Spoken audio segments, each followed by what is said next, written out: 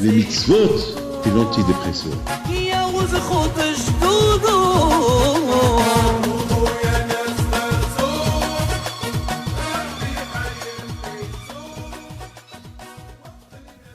Avec la permission de Hakadosh Baruch Hu, je voudrais expliquer la paracha de cette semaine, c'est la paracha de Tazria. Dans cette paracha d'aujourd'hui, c'est écrit que Vera a Kohen. Et le Kohen, lorsque quelqu'un il a la lèpre, il va chez le Kohen.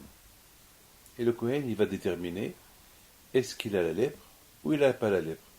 Est-ce qu'il est tahor ou il est tamé. Et la question se pose. Pourquoi le Kohen il est docteur? Pourquoi il est chirurgien? Et il a fait la yeshiva. Pourquoi? D'où il sait? Et d'où ici c'est? Et selon ce que le Kohen va dire, eh ben, ça veut dire que l'avenir de ce monsieur-là, elle va dépendre du Kohen. Le Kohen dit, il est tahor, tu es tahor, alors Bachamaï, on va dire, il est tahor. Et le Kohen il va dire, tu es tamé, alors Bachamaï, on va dire, eh ben, il est tamé. Eh ben, en plus, pourquoi je dois aller chez le Kohen?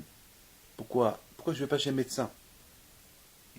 En général, quelqu'un qui a la lèpre, il va à l'hôpital, il va à la clinique, ou il va chez un médecin, ou il va chez un rabbin demander une bracha, qui va chez un adbour demander une bracha. Non, il faut aller chez le Kohen.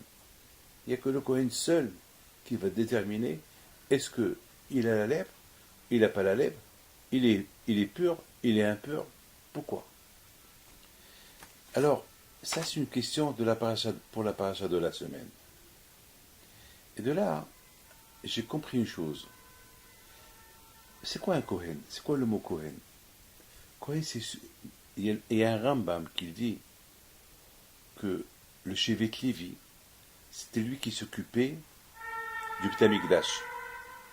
Le Shevet Lévi, c'est eux, Yoru Mishpatecha le Yaakov, lorsque c'est les rabbins de tout Am Israël. Shevet Lévi, ils n'ont pas de maison, ils n'ont pas de ville, ils n'ont pas de parti en Israël. Leur vie, c'est les Juifs qui leur donnent des dons, ils vivent avec des dons. La tribu de Lévi, ils vivent avec des dons, ils vivent avec les korbanot, les kohanim. Chacun qui apportait un sacrifice, ben le Kohen, c'est ce qu'on appelle Makere Kohona. Le Kohen, il avait ses clients. Chaque juif, il avait son Kohen, chez qui il allait, à qui il donnait ses dons. Comme aujourd'hui, chacun il a un rabbin chez qui il va, il le consulte et tout ça. Donc il y a des juifs qui vont chez tout le monde, mais il y avait des Kohanim, des juifs qui avaient un Kohen à qui il donnait ses dons, à qui il donnait sa trauma, etc. Bon, aujourd'hui, on n'a pas de Beit HaMikdash, il n'y a pas de Kohanim, il n'y a pas toutes ces lois, les sacrifices et les cotes-parts qu'on donnait. Il n'y a pas aujourd'hui. Alors, il vient le Rambam midi. Aujourd'hui, c'est les Bnei Torah, chez Shevet Lévi, c'est les Bnei Torah. À l'époque, c'était les Shevet Lévi qui enseignaient la Torah à tout le monde. On dit, ça veut dire que lorsque quelqu'un voulait, il avait besoin d'une halakha, il allait à Yerushalayim. Il faut aller, et le makom, c'est écrit dans la Torah, c'est un problème, il faut aller, va chez les rabbins de ta ville. Les rabbins de ta ville ne peuvent pas savoir, alors tu vas chez les rabbinim qu'ils avaient à Yerushalayim. Parce que là-bas, tu trouves ce que tu veux. Il y avait le Sanhedrin, il y avait le Kohen Gadol, il y a tout là-bas. Aujourd'hui, Shevet Lévi, il dit le Rambam, à notre époque, c'est le Shevet Lévi, les rabbinim. Un homme qui étudie la Torah, il devient Shevet Lévi. Shevet Lévi. Une fois, j'ai dit une phrase extraordinaire. J'ai dit, qu'est-ce qu'ils faisaient les Lévi'im? Ils chantent. Lorsqu'on étudie la Torah, on chante. Amar, Rabba, on chante. Donc ça veut dire que celui qui étudie la Torah, il devient Shevet Lévi. Et j'ai aussi expliqué une autre explication. Lévi, du verbe levaya, accompagner. Animer, laver, j'accompagne. C'est-à-dire qu'un homme qui étudie la Torah, pour qu'il fait partie du Shevet Lévi, lorsqu'il est accompagné par son livre. il est accompagné par son livre. Il est accompagné par son étude. Comme on dit, heureux dans notre monde, heureux celui qui vient ici avec accompagné par son livre. Parce que, comme on dit de Meller, notre monde, il n'y a ni ton père, ni ta mère, ni ta femme, ni tes gosses, ni ton argent, ni tes magasins. Rien ne t'accompagne que ou bien que toutes les bonnes choses que tu as fait dans ta vie, c'est eux qui vont aller devant toi. Donc c'est ça. Les Lévim à l'époque, lorsqu'il y avait Amikdash, c'était eux qui accompagnaient à Israël. Ou bien, c'était eux qui accompagnaient à Kadosh Baruch Hu. Ils étaient là. Ils accompagnent à Kadosh Baruch Hu. Ils étaient là. Aujourd'hui, il n'y a pas de Beth Amikdash. Donc, il faut aller chez les Lévim. Qu'est-ce que les Lévim? C'est le Bnei Torah. Eux, ils deviennent maintenant chez Beth Lévi. Ils deviennent maintenant le Bnei Torah. Ils deviennent chez Lévi. C'est la raison pourquoi eux, étant donné qu'eux, ils sont du matin au soir, ils sont en train d'étudier, comme chez Beth Lévi avant. Comme que chez Beth Lévi avant, c'était les Bnei Israël qui s'occupaient d'eux, et les Kohanim, donc aujourd'hui aussi, le Bnei Torah, c'est chez Beth Lévi, il faut que Am Israël, il s'occupe d'eux, parce que c'est eux maintenant, parce qu'ils sont au Beth Amikdash. C'est quoi le Beth Amikdash? C'est le Beth Amikdash. Maintenant, je commence à réfléchir. J'ai commencé à réfléchir tout seul ce matin. J'ai commencé à dire, bon, David, pourquoi il y a un Metzora? C'est quoi la lèvre? Alors Rachid dit, Metzora, c'est du verbe Mutsira. Quelqu'un qui critique quelqu'un. Quelqu'un qui critique. Alors quelqu'un qui critique, quelqu'un qui parle de la médisance sur un autre, alors Akadosh Baruch Hu, il l'avertit. La lèpre, elle va venir dans la maison. Premier avertissement. Le monsieur ne fait pas cas, il ne fait pas attention. Il lui envoie la lèpre dans ses vêtements. Deuxième avertissement. Mets-toi plus proche, mets-toi ses vêtements. Le monsieur ne fait pas attention. Il continue à parler de la médisance. Alors il reçoit la tsaraat, la lèpre dans ses mains. Alors là, ça part pas. Il faut qu'il va le Kohen. Ça veut dire, qu'est-ce que le Kohen il va te faire? Justement, la différence entre le Kohen et celui qui a la lèpre, c'est celui qui a la lèpre. Lui, qu'est-ce qu'il va dire? Il va regarder ses mains. Je sais pas que j'ai une tâche. Tiens, je vais aller chez mon médecin. Le médecin va lui inscrire un médicament. Il va dire, voilà, tu mets des herbes, Mais il faut que ce monsieur sache qu'avec tous ces herbes, avec tous ces médicaments que ce médecin lui a inscrits, ça ne va pas l'aider. Ça ne va pas l'aider. Pourquoi ça ne va pas l'aider? Parce que la tsarat, elle vient uniquement à cause de la médisance. Et pour la médisance, il y a un seul remède. Vers Kohen. Il faut aller chez le Kohen. Pourquoi pas chez le rabbin? Il y a beaucoup de rabbanim, il y a beaucoup de tzadikim. Pourquoi le Kohen? Parce que tous ces rabbins, ils ont une maison.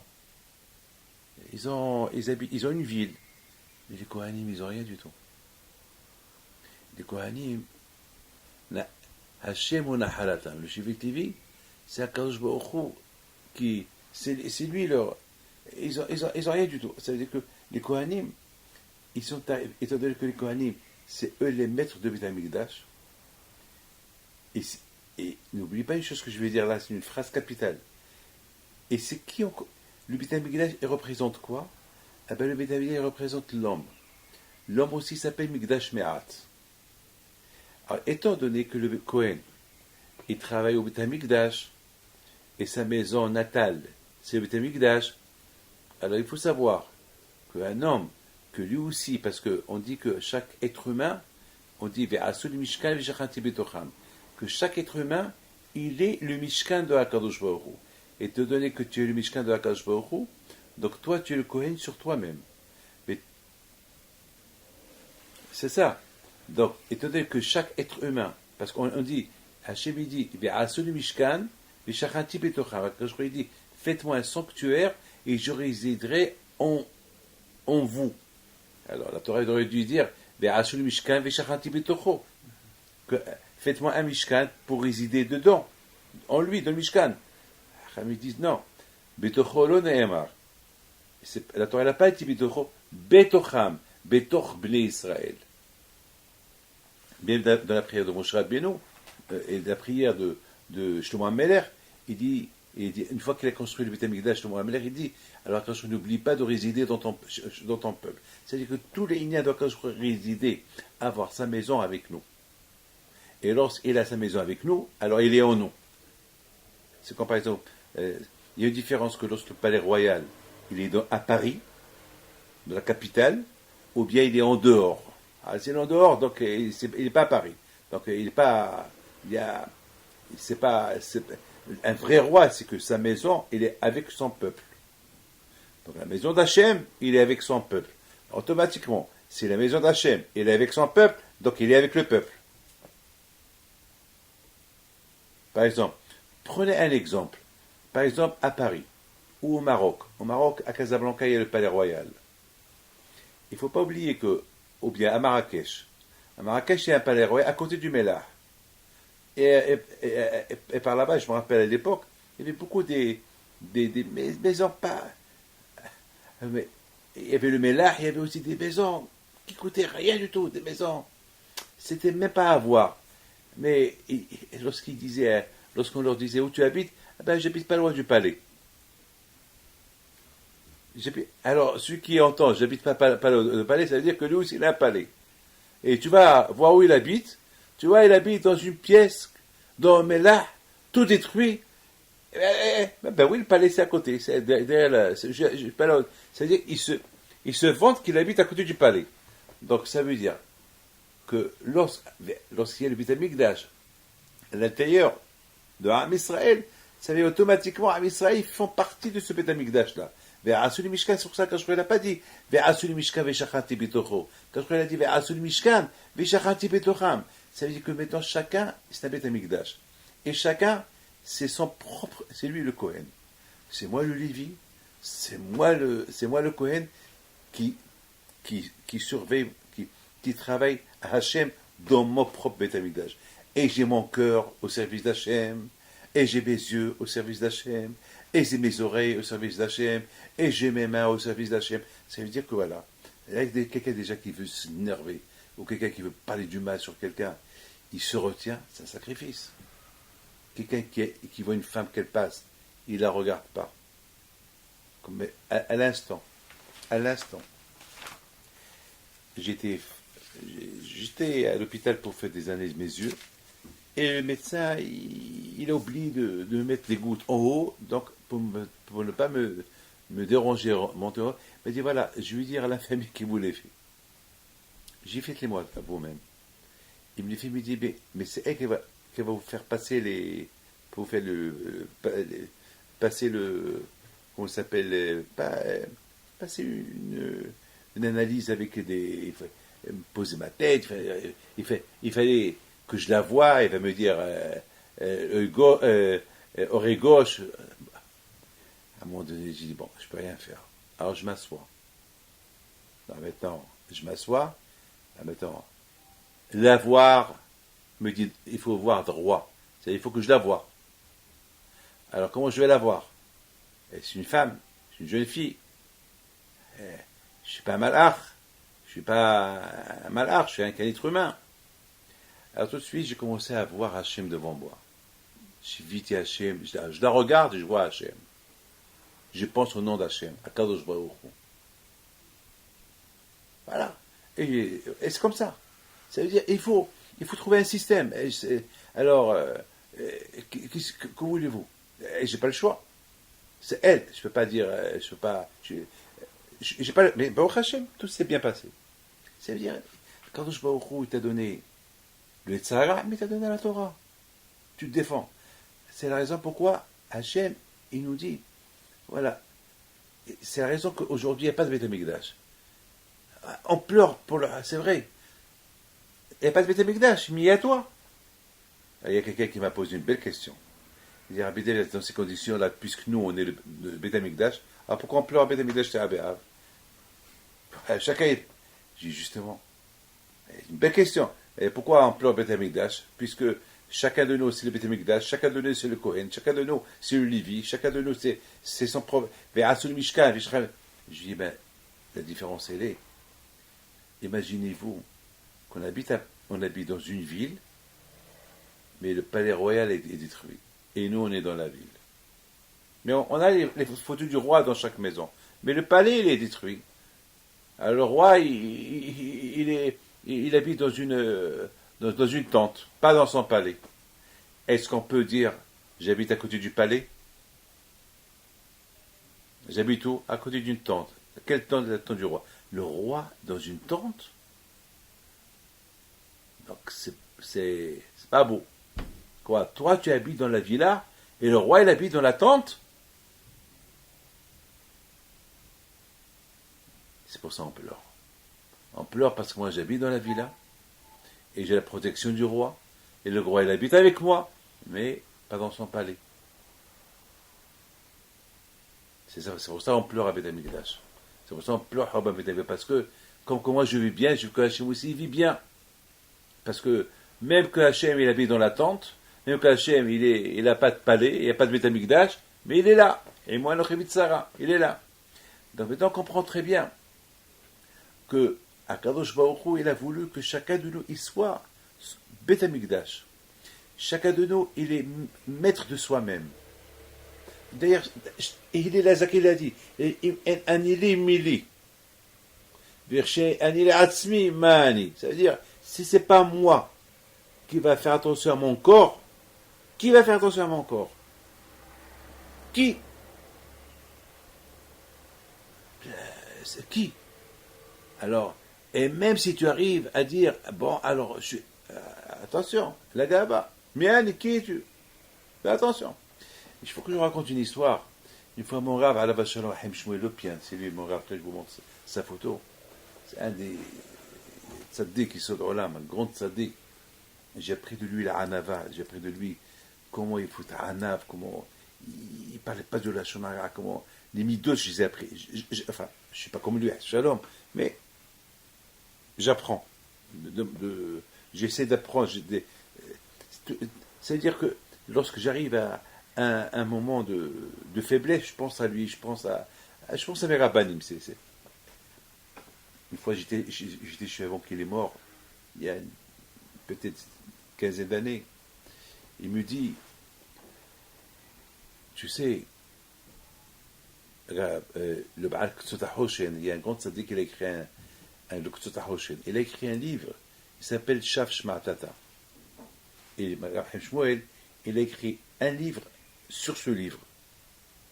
Un livre sur le livre. Pour expliquer, parce que c'était tellement dur, le Shaf Shma'atata, que lui, il a écrit un livre pour expliquer un peu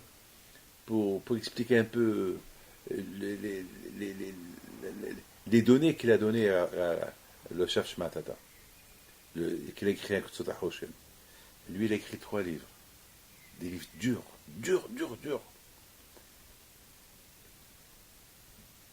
Lorsqu'il était malade, on l'a obligé à manger Kippour. Il avait tellement de la peine, tellement pleuré, parce qu'il était obligé de manger à Kippour. Et après Kippour, il pleure, jusqu'à qu'il est arrivé à tomber malade, de chagrin, parce qu'il a mangé Kippour. Il rêve un soir, je ne sais pas, il a fait un rêve. On lui a dit, on est envoyé d'Hachem pour te dire, parce que tellement tu as souffert, parce que tu as mangé à Kippour, parce que tu es obligé de boire à Kippour, et parce que tu ne voulais pas, ça fait de la peine de transgresser quelque chose, et toi tu n'as pas fait une transgression, tu n'as pas fait une aberrat, c'était obligé. Mais pour te faire oublier cette peine, on va te donner la permission d'écrire 3 livres qui vont être reçus dans toute, jusqu'à Mashiach, il va venir, ils vont être reçus. Aujourd'hui, il n'y a pas une yeshiva qui n'utilise pas ces 3 livres-là. Ktsota Hoshen, Shaf Shma'atata, et je crois que c'est Abni Milouin, je ne peux pas vous dire, j'ai un autre livre. Alors, je retourne à Rahim Shmuel, l'Opian. Et Rahim Shmuel, l'Opian, me dit que le Baal Ktsota Hoshen, le matin, avant qu'il s'assoie, comme il commence à étudier, il prend la Gemara, il ouvre, il commence à regarder, il commence à pleurer. Il dit, Rachar, Malecha Saper Hokai. Mais qui es-tu toi pour venir étudier ça? Mais ça c'est la Torah d'Hachem. Mais qui es-tu? À la fin, il s'arrête de pleurer. Il dit, bon, c'est vrai, je ne suis pas Raoui. Je n'ai pas de mérite d'étudier la Torah d'Hachem. Parce que c'est un grand srout de l'étudier. Les gens, ils croient que... les gens, ils ne savent pas ce qu'ils perdent. Les gens, ils croient qu'on les embête de venir étudier. Mais ils ne savent pas qu'est-ce qu'ils perdent. Ils ne savent pas, c'est ça qui va les aider là-haut. Un juif, il étudie la Torah dans ce monde-là, il enlève une xéra de la mort de quelqu'un qui est en Australie. Et à 120 ans plus tard, dans l'autre monde, ils vont lui dire, t'as sauvé tel, t'as sauvé tel, t'as sauvé tel, tu as sauvé le monde. Quoi, moi? Oui. Pendant que tout le monde n'étudie pas, toi tu es en train d'étudier, tu as sauvé le monde entier. Et ce qui sauve un être humain, comme s'il a sauvé le monde entier. Alors il a sauvé 2, alors s'il a sauvé 3, alors s'il a sauvé le monde entier. Rahim Shmuel Epien, il dit que tellement que le Tzot HaChosh, il avait de la peine, il se disait, mais qui suis-je moi pour étudier cette Torah? Parce qu'après il dit, bon, même que je ne mérite pas, mais bon Hachem que je peux l'étudier. Même que je ne mérite pas. Mais merci Hachem que tu m'as donné la possibilité de l'étudier. Alors Rahim Shmuel, le Pien, il a dit, voilà comment les vrais tzadikim se préparaient, comment étudier la Torah le matin. Alors il m'a dit, il y a beaucoup de gens aujourd'hui, avant d'ouvrir une Gemara, ils vont faire tout, les coups de téléphone, et du café, quelques cigarettes, et après ils ouvrent, et même s'ils ouvrent, ils discutent encore. Mais il dit, ça c'est pas une préparation, ça. Ah, maintenant, je vais un peu approfondir les choses. On dit qu'il y a 613 mitzvot. Il y a mitzvot assez, il y a mitzvot assez. Il y a des mitzvot qu'il faut faire, comme par exemple, il faut mettre tefillin. Il y a des mitzvot, l'autre assez. C'est une mitzvah si tu ne les fais pas. Lesquelles? Ne pas manger du cochon, ne pas allumer. Ça s'appelle l'autre assez. Et dans le corps, il y a 613 membres even, qui sont l'équivalent des 613 mitzvot. Ça veut dire, si je comprends très bien, et les mitzvot, écoutez, c'est un peu profond ce que je veux dire. Et d'après le Ramban, tous les lettres de la Torah, vous prenez tous les lettres de la Torah, c'est les noms d'Hachem. C'est-à-dire que chaque mitzvah, c'est les noms d'Hachem. C'est-à-dire que Hachem, il a créé l'être humain.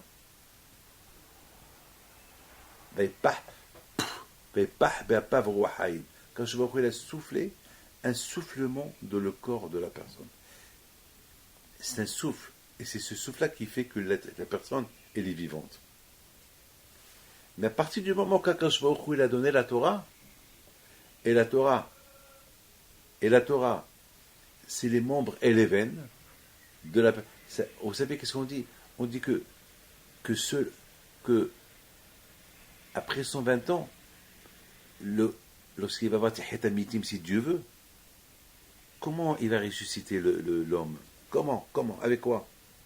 Comment? C'est un homme qui est mort il y a 6000 ans, ou il y a 5000 ans, il va ressusciter comment? Eh bien, c'est la Torah qui va le ressusciter. Kitat Orot Alecha.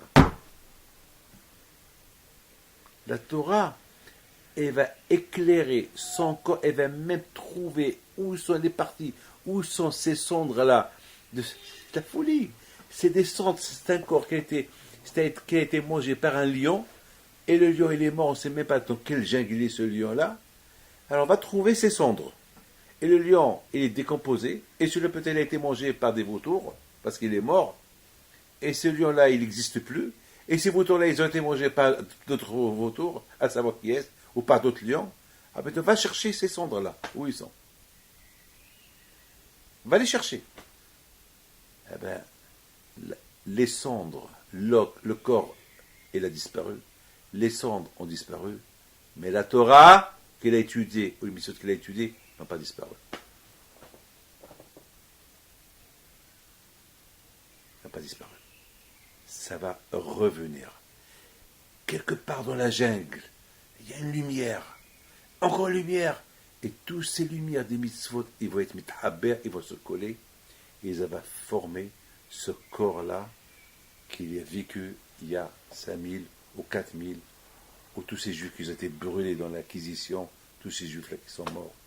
Voilà. C'est Hachem qui sait. C'est-à-dire que c'est la Torah qui va les ressusciter. Ah, maintenant, si on réfléchit, on va voir que finalement, ce corps-là, c'est un corps de Torah. C'est pour ça. Comment on appelle un juif? On l'appelle Yehudi. Et c'est quoi Yehudi? C'est le nom de Dieu. Yehuda. Dans le mot Yehuda, il y a Yud Ke Vav Ke. Donc il y a le nom de Dieu. Ça veut dire que chaque juif, on l'appelle Dieu. On ne va pas l'appeler Dieu, mais on l'appelle Yehudi, Yehuda. C'est-à-dire, en toi, il y a une partie d'Hachem.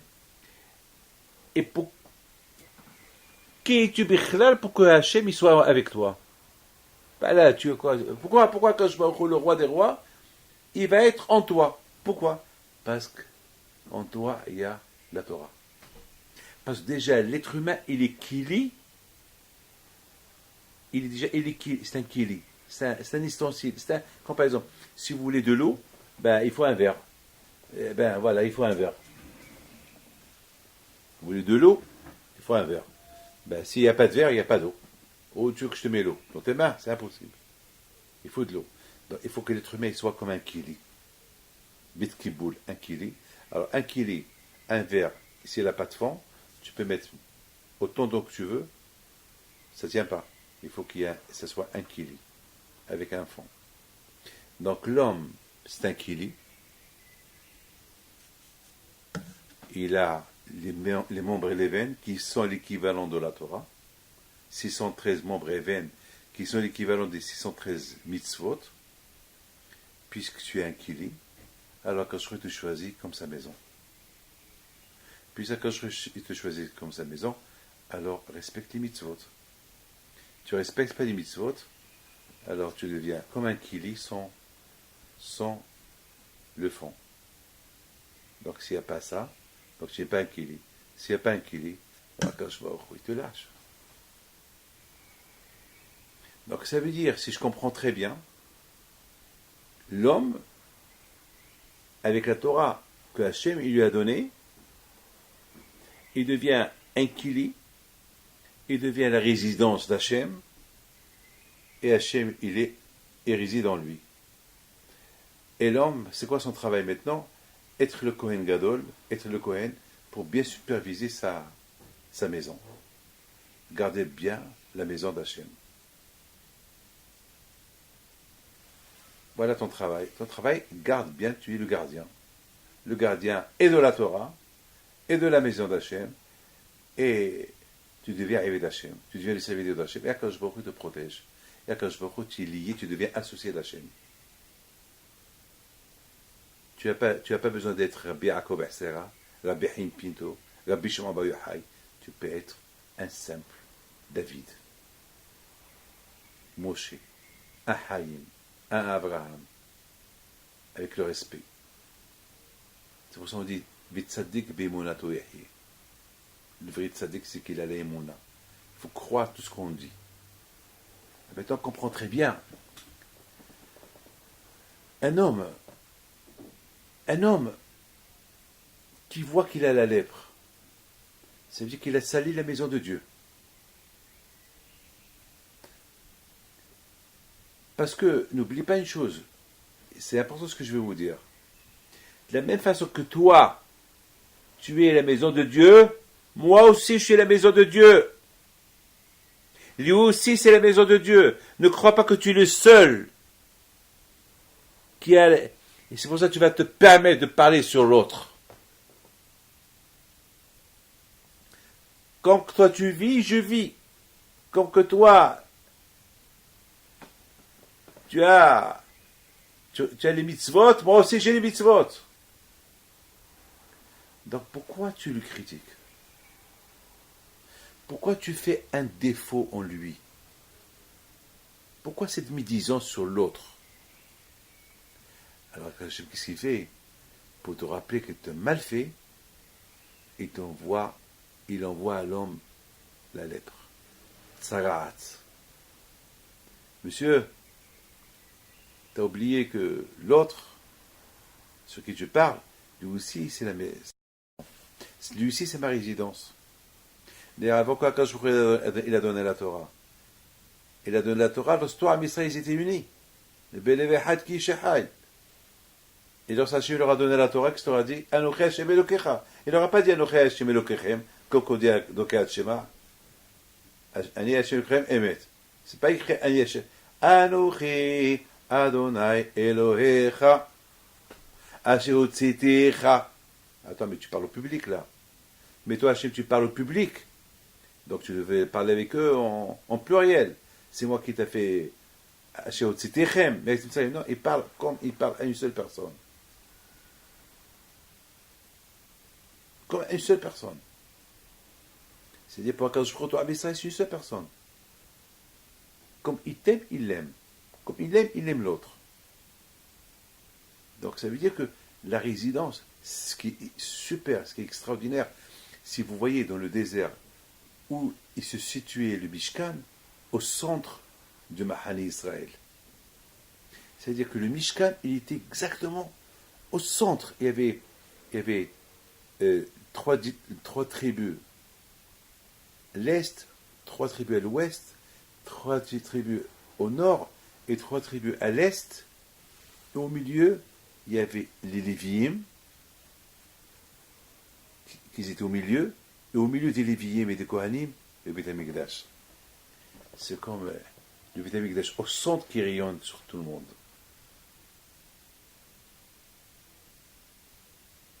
Et lorsqu'il y avait Metzora, on lui dit sors d'ici.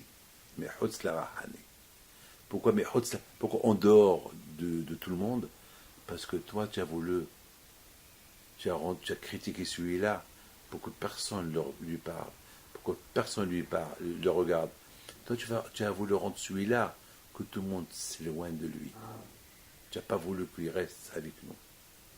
Alors ta punition, quand je lui dis, c'est toi qui vas sortir. Donc, finalement, Akadosh Baruch Hu nous a donné la Torah. Étudier la Torah. Et d'autre côté, on a la bouche, elle peut étudier la Torah, d'autre côté, la bouche aussi, elle peut critiquer. Une fois, Rabbi Shimon Bar Yochai, il dit, aïe aïe aïe, si moi j'étais à côté d'Hachem, lorsqu'il a donné la Torah, j'aurais dû lui dire, Hachem, non, pardon, si j'étais à côté d'Hachem au moment qu'il a créé l'homme, ça c'est Rabbi Shimon Bar Yochai qui lui dit, ben j'aurais dit à Hachem, mets pour l'homme 2 bouches. Une bouche pour étudier la Torah, c'est la Torah. Une bouche pour parler, pour manger. Après Rabbi Shimon Bar Yochai dit, mais heureusement que je n'ai pas dit ça à Hachem. Parce que c'est déjà avec une seule bouche, des dégâts qu'on peut faire. Alors, combien de dégâts on peut faire avec 2 bouches? Donc Hachem il a bien fait. Et qu'est-ce qu'on dit sur Rabbi Shimon Bar Yochai? Na'ase Adam ne'ema ba'abo. Na'ase Adam ne'ema ba'aborecha Bar Yochai. Pourquoi?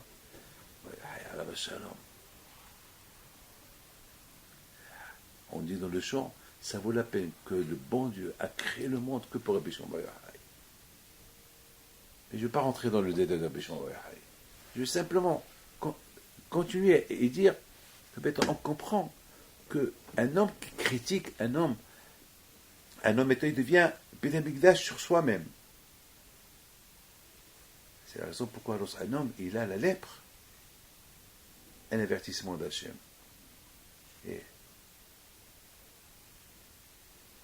tout de suite, s'il voit qu'il a la lèpre, il va comprendre pourquoi il a la lèpre. C'est pas normal qu'il a la lèpre. C'est pas normal. Il va comprendre. Qu'est-ce qu'il va faire? Il va dire, bon, peut-être c'est pas la lèpre.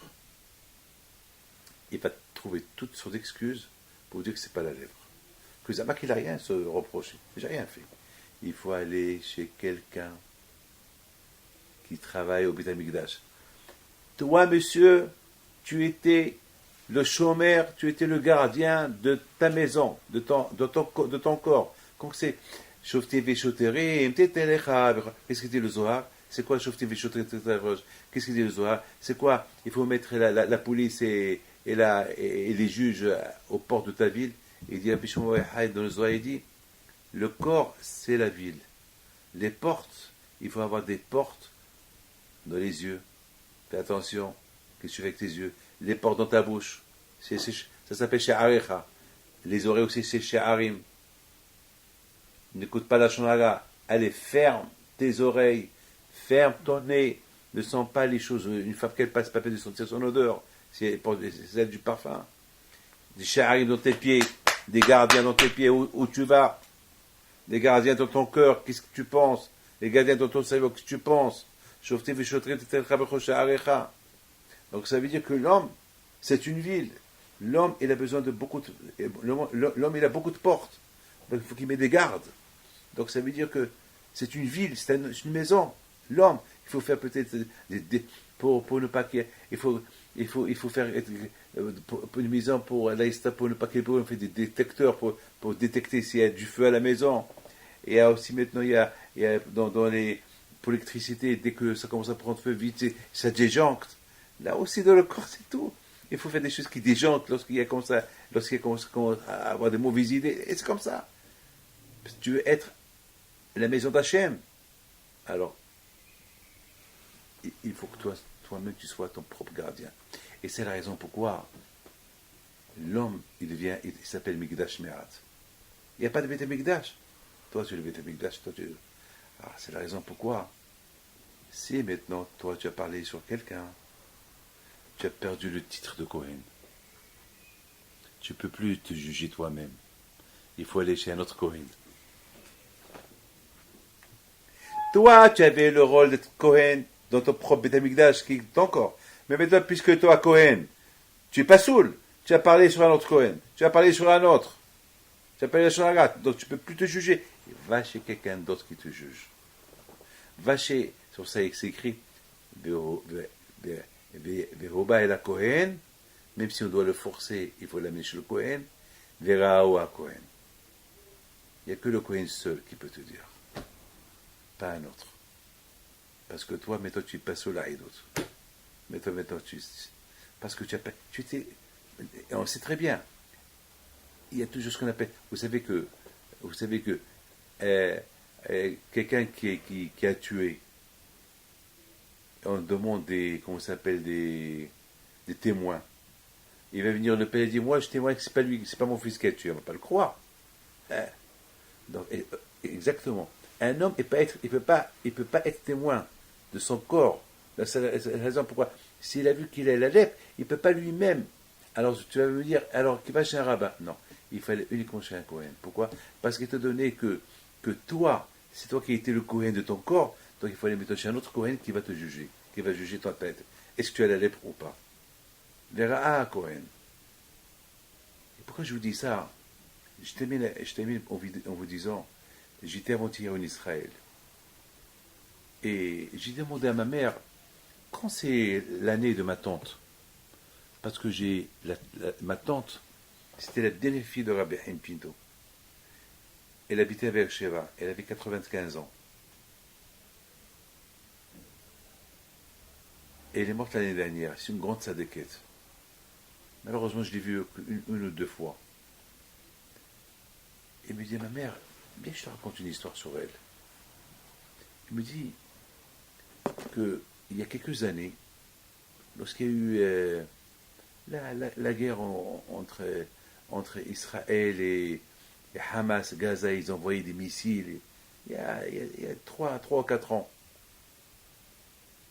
Le bouclier du fer, je sais pas comment ça s'appelait, quel nom ils ont donné à ça. Et ma mère est partie la voir après la guerre.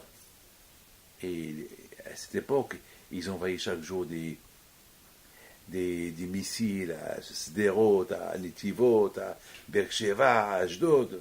Bon, Ashdod n'était pas trop... Mais c'est plus à l'époque, les missiles à eux, ils allaient surtout... Alors ma mère lui a dit, là, la Sulika, mais tu sais pas, je vois que c'est dur pour toi de marcher. Comment tu faisais lorsqu'il y avait la sirène?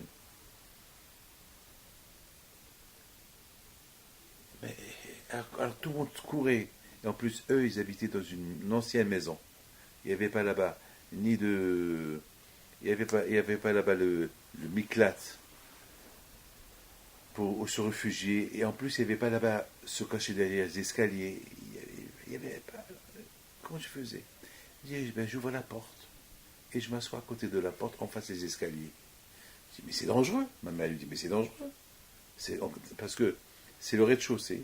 Et s'il y a une banque qui tombe, là, elle dit, non, bon, Hachem, j'ai jamais aucune bombe tombée. Parce que chaque fois, il y avait Bahbibi qui était assis à côté. Dès que j'entendais la sirène, j'ouvre la porte, je vois mon père, Rabbi Himpito, assis sur les escaliers. Et lorsque la sirène s'arrêtait, il se lève et il s'en va. Il me protégeait. Je dis à ma mère, maman, répète-moi l'histoire. Elle me l'a répété. Je me suis dit, dommage, lorsqu'elle était vivante, elle voit tout ça et nous on ne savait pas. Alors, comment ils sont arrivés cette tzadikim-là à voir comme ça? Mais comment? C'est une femme. J'aurais compris un homme, un tzadik. C'est-à-dire que de là j'apprends que être un tzadik, c'est pas, ça dépend pas. Tu n'es pas obligé d'être un homme, tu peux être même une femme, comme Myriam et Nivia. Comment il a réussi à voir tout ça? Quoi? Avec cette émouna, et toute sa famille se sauve. Et lorsque tout le monde retourne, on la voit. Alors tu l'as vu? Oui, je l'ai vu. Il était là, il devait partir. Comment il est arrivé? Eh bien, on arrive à être tzaddik et voir ce que personne ne voit. Lorsque vraiment on imite Battel devant Akadosh Baruch Hu, vraiment lorsqu'on s'annule devant Akadosh Baruch Hu, lorsque on fait toujours une... Il n'y a pas de gava. Lorsque il n'y a pas d'orgueil, j'aime le prochain, j'aime tout ce que Hachem l'a créé, je juge bien le prochain, comme Hachem. Celui qui se comporte comme Hachem, eh bien quand je lui montre ce que personne ne voit. Verra Cohen. Ce Cohen, il voit ce que l'autre ne voit pas. Oui. Il voit ce que l'autre ne voit pas. Parce que Cohen, il fait la bracha à Israël. Kote varuchu et ben Israël, emolahem. Ibarecha Hashem vishmarecha. Baruch ata Hashem, לברך את עמו ישראל באהבה. Ce Cohen, il a Ahavat Israël. Il est béni à Israël, il n'a pas d'ennemis. Il critique personne. C'est pour ça, il faut aller uniquement chez ce Cohen-là qui n'a jamais critiqué personne. Celui-là, il va voir ce que toi tu ne vois pas. Mais toi, qu'est-ce que tu veux voir? Tu as critiqué un autre juif. Tu es la gava sur un autre juif. Alors que l'autre juif aussi, Hachem réside en lui, comme Hachem réside en toi. Tu l'as dénigré, tu l'as renvoyé, tu l'as,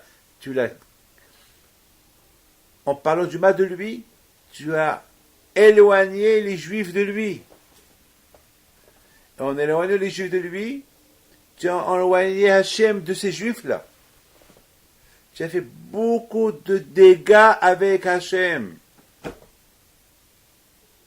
Donc, tu n'es pas seul pour voir. Tu ne peux pas voir.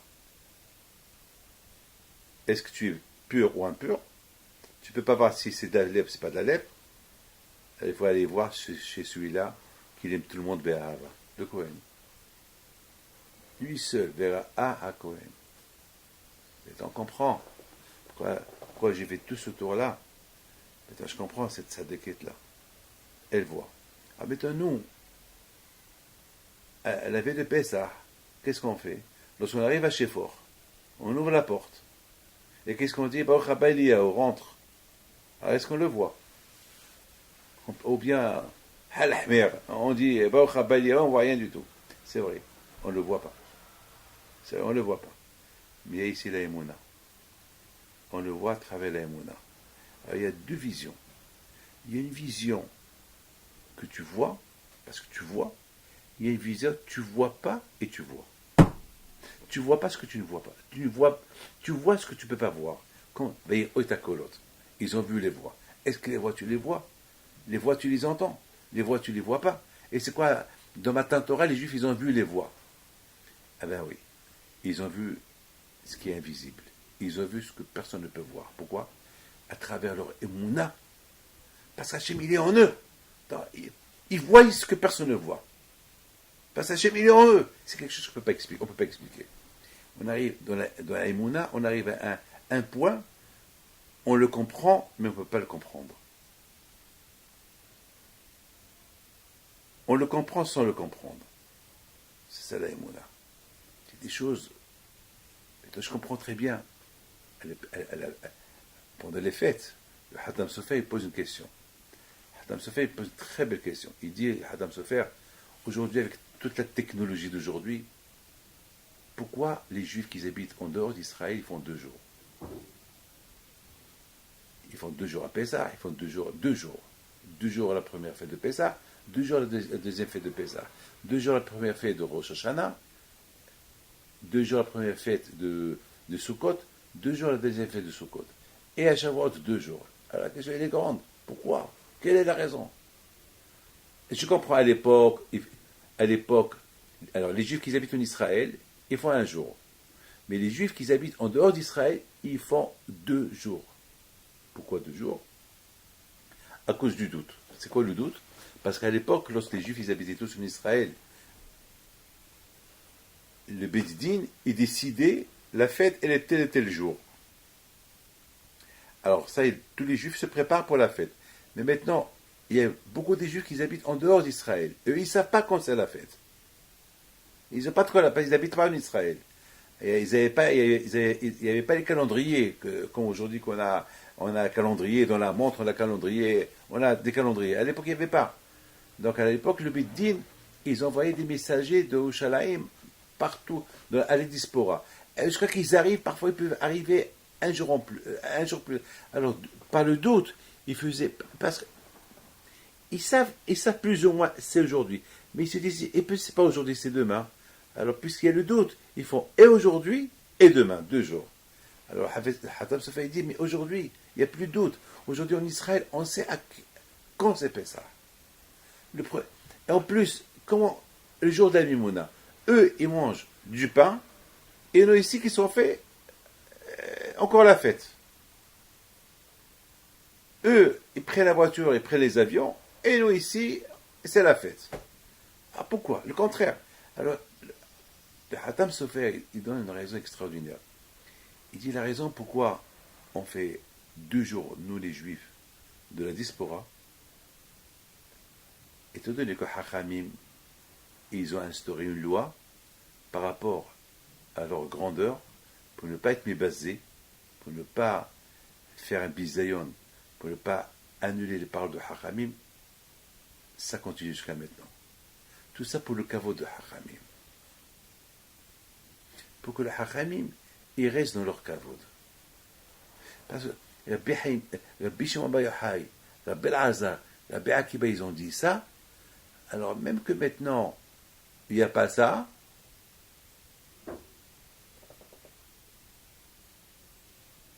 les paroles de Hachamim, ils continuent. Comme ça, le Hatam Sofer répond. Alors moi, j'ai posé une autre question. Je dis, mais c'est Hachamim qu'ils ont donné cette halakha il y a 3 ou 4 000 ans, que les Juifs qui habitent en dehors d'Israël, leur punition est de faire 2 jours, c'est même Hachamim. Parce qu'à l'époque, il y avait du doute. C'est même Hachamim aujourd'hui, ils seraient contents qu'on fait 1 jour. Et eux-mêmes, ils seraient contents. Eux-mêmes, ils seraient contents. C'est Hachamim de l'époque. Peut-être c'est Moshe Rabbeinu, Halakha le Moshe Missinaï. Moshe Rabbeinu lui-même, parce qu'il savait que les Juifs habitaient. Lui, maintenant, il aurait pu maintenant nous dire, allez, évitez de faire 2 jours. Parce qu'il y a aussi une mitzvah qui dit, L'autre aussi fait l'autre tigre. Il ne faut pas ajouter. À l'époque, on ajoutait à cause du doute. Quand tu as un doute, hein? Je dis, il n'y a pas de doute. Je dis vraiment, il n'y a pas de doute. Alors j'ai dit comme ça, j'ai dit, Dera Kohen, Hachamim, ils ont vu. Écoute bien ce que je vais vous dire. Les Hachamim, ils ont instauré cette loi de faire 2 jours de fête pour ceux qui habitent en dehors d'Israël. Pourquoi ils ne savaient pas, ils n'avaient pas les névois, ils ne savaient pas qu'un jour il va y avoir la technologie, ils ne savaient pas qu'un jour il y aura les téléphones, que le calendrier va être un calendrier open pour tout le monde. Pourquoi ils ne savaient pas tout ça? Et malgré tout, Vera Kohen, ils ont vu, malgré tout, c'est Haramim, ils ont instauré leur loi, et ils n'ont pas dit Haramim, et que si un jour il y a une réalité, ils peuvent faire un jour. Non, ils sont restés comme ça close, ils sont restés comme ça avec cette ligne, que cette règle-là de 2 jours, elle va pour l'éternité jusqu'à que Mashiach y vient.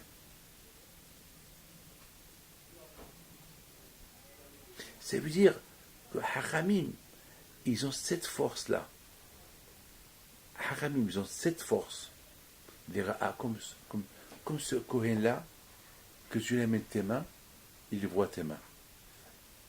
Et tu lui dis, c'est de la lèpre ou c'est pas de la lèpre? Je suis tamé ou je suis tahor? Un jour, je vais te dire, tu sais quoi? Tu es tahor. Mais comment tu sais que tu es tahor? Pourquoi tu as une loupe? Non. J'ai décidé que tu es tahor. C'est de la folie, ça. Attends. Mais à Cohen, attends, où tu as fait tes études? Comment tu sais que... Ben, j'ai décidé que tu es tahor. Attention.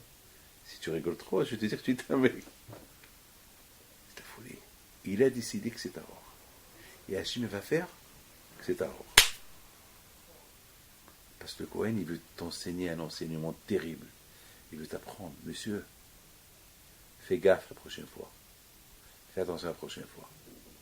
Toi, tu étais le Kohen de ton corps. Ton corps, c'est un Beth Amikdash. Il faut bien le surveiller. N'oublie pas que, de la même façon que Hachem réside en toi, il réside en lui aussi. Je t'avertis, hein. Fais attention à ce que tu fais la prochaine fois. Alors tu es toi, tu es toi.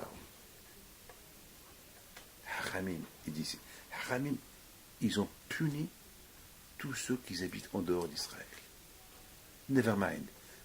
Peu importe que je sais qu'on est la date, quand c'est Pessah. Haramim, ils te disent, pourquoi tu n'habites pas en Israël? Israël, c'est la maison d'Hachem. Avira de Yerushalem Hakim, c'est en Israël qui a Kadosh Baruch Hu, plus que l'être. Pourquoi tu as fait que à cause de toi, le Beth Amikdash a été détruit et vous êtes en exil? Alors ta punition est, tu restes là-bas, tu fais 2 jours. Et attends, mais je connais. C'est ta punition. Tu as choisi d'habiter en dehors d'Israël, ben c'est ta punition. Tu veux être puni des 2 jours, va en Israël. Tu sentiras mieux à Hachem là-bas. Ah, mais toi, je t'amène avec une chose. Que c'est très beau. Je t'amène, hein. Alors, comment le Kohen, c'était quoi le sacrifice? Ça, c'est beau, je t'amène, hein. C'était quoi maintenant? Celui qui avait la lèpre, maintenant le Kohen lui dit, ça y est, tu es super, tu es pur. Alors, qu'est-ce qu'il apporte? Il apporte 2 oiseaux. D'accord? Il va prendre une assiette. Le Kohen, il va égorger un oiseau, il va recevoir le sang de ce oiseau, il prend l'autre oiseau qu'il est vivant, il met sa tête dans le sang, il le fait envoler. Une fois que le Kohen a fait ça, il dit au monsieur qu'il avait la lèpre, Il lui dit, maintenant tu as guéri, tu peux partir. C'est quoi ce idéal-là des oiseaux? Prends 2 oiseaux, tu récoltes le sang, tu mets la tête. Mais c'est péché. Mais tu fais de la fête. Mais c'est de la cruauté de prendre l'oiseau vivant et tu mets sa tête dans le sang de l'autre oiseau. Haram. Mais c'est de la cruauté. Non, oui ou non? C'est quoi ça? Tu dis ça à quelqu'un, il va dire, mais votre Dieu est un cruel. Ah, c'est shalom de dire ça. Ah, c'est quoi ça? Moi-même, je veux dire, Cohen, mais qu'est-ce que je suis en train de faire? J'ai de la peine. Le Cohen, il va te dire, mon fils, l'oiseau vivant que j'ai jeté, que j'ai renvoyé, c'est toi. L'oiseau que j'ai tué, c'est ton copain qui tu as parlé. Tu l'as critiqué, tu l'as tué, tu as renversé son sang, et toi tu as mis ta tête dans son sang, et tu es parti, vivant. Lorsque quelqu'un il critique un autre, il se réjouit de ce qu'il dit. Mitrabed bekalon habero. On dirait quelqu'un qui critique un autre. Ouais, ah ouais, t'as raison. Ah, tu vois, j'ai raison. Ah. Donc, il se gonfle. Ça veut dire, le Cohen lui dit, toi, tu as tué ton copain, et tu as trempé ta tête dans son sang. Et toi, tu es vivant, lui, il est mort. Cette idée-là, elle fait prendre conscience à ce monsieur qui a critiqué. Toi, tu devais être le chômeur, le gardien du Beth Amikdash. Toi, tu es le Kohen. Toi, tu es Shevet Lévi. Toi, tu devais chanter pour Hachem, prier, étudier, faire de ton corps. Tu fais toute la avoda de Beth Amikdash avec ton corps. Et qu'est-ce que tu as fait? Et sachant que de la même façon que toi, tu as Beth Amikdash pour Hachem, ton prochain aussi c'est le Beth Amikdash. Et chacun c'est le Beth Amikdash d'Hachem. Donc, qu'est-ce que tu as fait? Tu as détruit beaucoup de Beth Amikdash. Avec la chanara que tu as parlé, tu as détruit beaucoup de Beth Amikdash. Tu as même détruit par téléphone le Beth Amikdash qui est en Australie.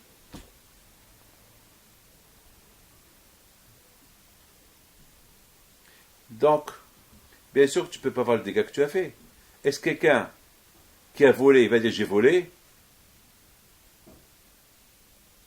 Quelqu'un qui a tué, il va dire j'ai tué. Quelqu'un qui a critiqué, il va dire j'ai critiqué. Non, j'ai pas pensé dire ça. Non, j'ai pensé. Non, il va essayer de se justifier. Avec tous ces dégâts que tu as fait, comment tu peux te justifier? Ça fait, c'est fini.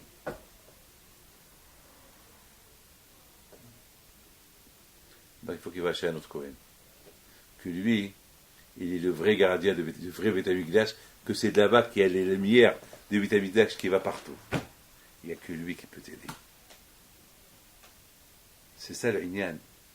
Le Hachamim, ce qu'ils décrètent, il faut qu'on continue, ce qu'ils disent, et ce que le Kohen dit, il faut quoi? Même que le Kohen, il n'a pas raison. Quand je lui a donné raison. Avoir raison. Ce qu'il dit. Même que Hachamim maintenant, qu'ils ont dit 2 jours, à l'époque, il n'y avait pas de technologie, il n'y avait ni téléphone, ni rien, il n'y a pas de satellite, ni satellite, ni rien. Quand je leur a donné raison, même maintenant. C'est eux seuls qui ont droit à dire et dire si c'est vrai, si c'est faux. Voilà.